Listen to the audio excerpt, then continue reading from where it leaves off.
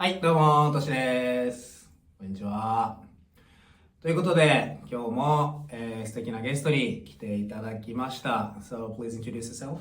Hello, everybody. My name is Alex, and I was born in the United States, but I've been in Japan for quite some time.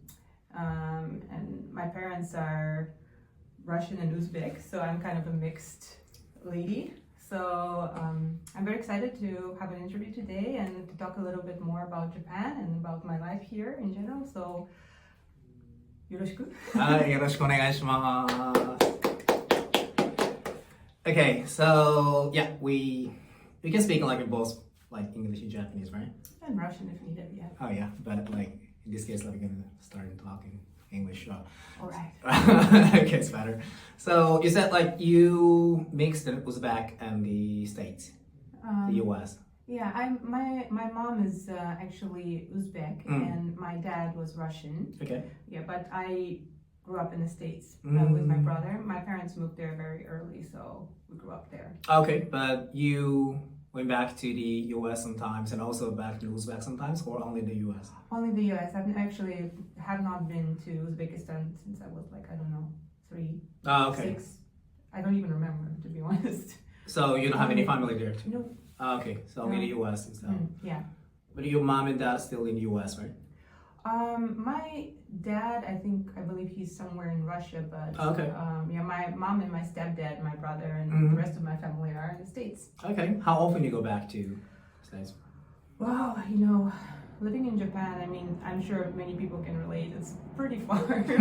No. Either you go to Europe or to the United States. Yeah. So whenever I can, so I guess if it's a good year, maybe twice a year, but usually definitely 100% for New Year's and Christmas. Okay, fine.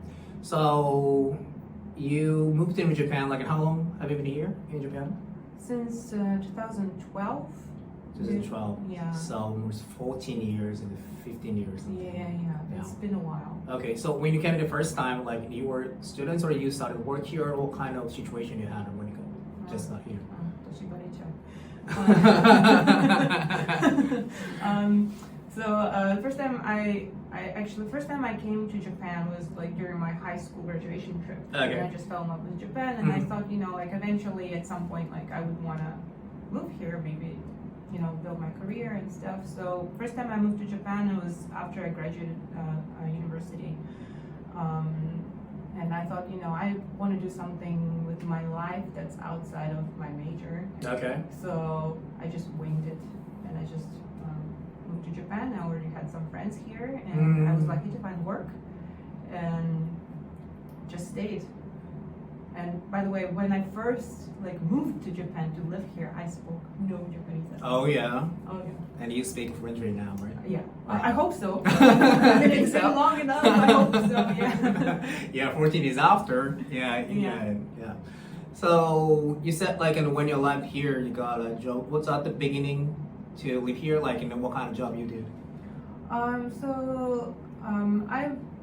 was first told that back when I first moved to Japan in 2012 I don't know how many of the viewers are aware. Yeah. There was no smartphones. There was Yep. no AI. Yeah. Google was barely getting Google Translate. So I remember. the company that offered me work needed somebody who spoke fluent English. But they told me, you don't really need to speak Japanese. We just need you to do mostly work related to English. So I was like, but I'm in Japan. Might as well, Yeah. learn some things. So I kind of moved to Japan cold turkey, to be honest. Okay. Studying Japanese or going to school. So I kind of learned the language by being at my company every day around Japanese people who spoke English. Yeah. Okay, so at the beginning you just started live here. You didn't go to the school or language school or something. You just learned yourself in the environment as a working and living here.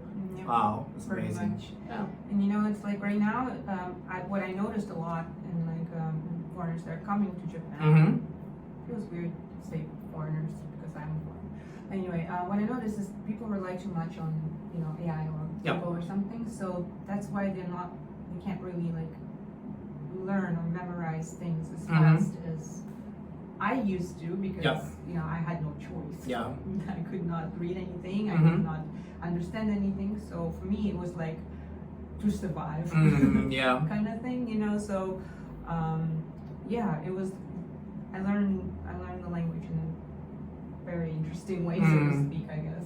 Yeah, but you think like if someone, there's some viewers and watching from the US or Japan, I think, so someone just like very curious and in Japan to stay longer or something, and you think like in the kind of experience is like no speak any language in that country, and they started to survive, and the kind of experience you think like what is necessary for you or not, like for living long term in this country.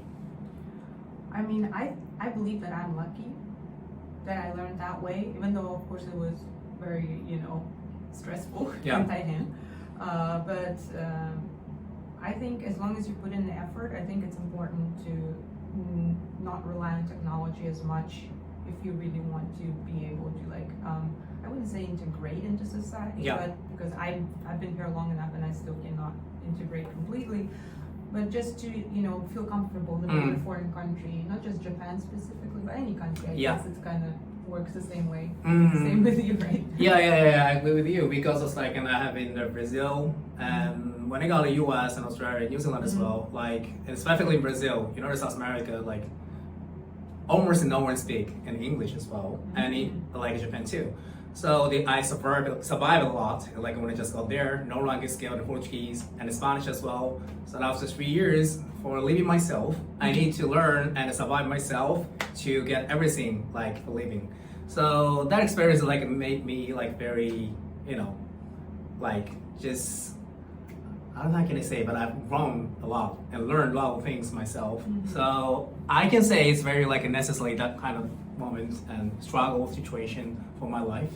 So yeah, but now it's like, you know, as you said, like in many technologies, like it works well, and also they like you can use anyway. So I have some friends in here who lives like kind of many years here, but sometimes like people don't speak Japanese well because they don't need it. So it depends on the situation and what kind of things like you want to do in here. If you want to move here and want to stay longer, so it depends like in what is the purpose for you to live in here. But for me, it's like if you can just communicate with like the original language with the people in that country, it's more like makes you fun, and also it's like a good communication with the people in here, and you can get more connection, many good opportunities. So that is a priority to learn language, like if you want to move somewhere. Yeah, in so our you don't have to keep looking at your phone every time Yeah. you try to talk to somebody. So- It's like, oh, so wait, so can I say this? Yeah, It's yeah, like, yeah. It's so much easier when you actually can communicate in that language. Yeah. Or even back and forth, you know, like lots of Japanese people know some English words. Mhm. If you throw in Japanese in Yeah. there, it's a bit nice, you know, throw and catch kind of thing. So. So such a like, and there are many like technology stuffs like just developed a lot, but still like in we're human and people. So it's communicating in language. It's very important things like you want to improve your life in there somewhere else anyway. Yeah. So Absolutely. You know what? AI still makes mistakes. oh yeah. Ooh, anyway. So now is it you are working like what kind of job you have now? I'm just, I know lots of foreigners who first came to Japan, like there are lots of like English teachers and whatnot. I have never taught Okay. language to anybody. I'm just an office worker, so I work for a Japanese company. I'm doing just regular office work, like booking and mostly computer stuff. That's why my back hurts sometimes. Oh, yeah. But Same. I'm not IT. I'm not IT.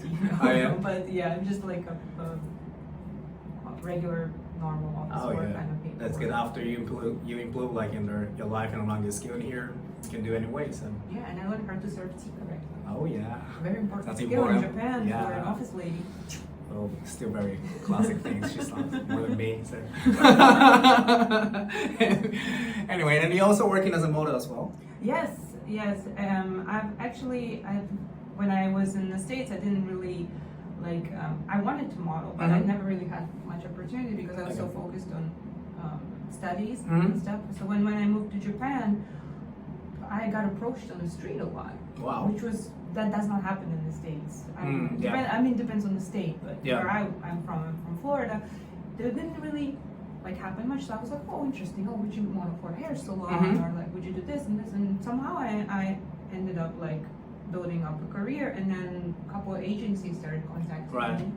You know, and for some time I actually quit my job. Well, not I didn't quit it, Mhm. but I went like part time Okay. for my office job, so I can focus more on modeling and whatnot, which was interesting experience. And of course, like if anybody wants to do modeling, be careful who you sign with, and Mhm. make sure you check companies you're signing with, because there's lots of like Yeah. scammers out Yeah. there.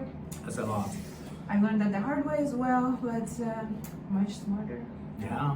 But yeah, you know, and then COVID happened, and I kind of went back full time to my office work. Okay. But I still do modeling on the side. Check out my Instagram. Oh yeah. I just put like in her account, and they can just so you still like can be open for any opportunity to work in a model, right? Yeah, absolutely. Yeah, so check on her Instagram and the page, and also the like in her an account. I'm just put that. So just offer to her like in any opportunities. Like just check it.